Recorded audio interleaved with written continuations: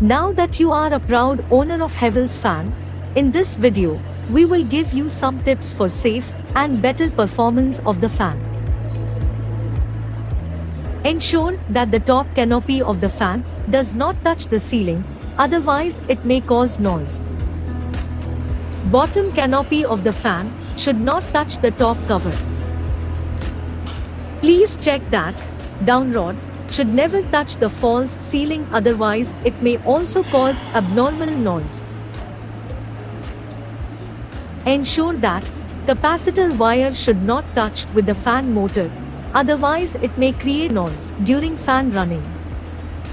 If noise is observed from fan, please check blade screws, tighten them if they are loose. Ensure the mounting of the safety screw and installation of split pin in the hole provided for safe fan running. Ensure that all blades should have same serial numbers, otherwise it may cause fan wobbling and shaking.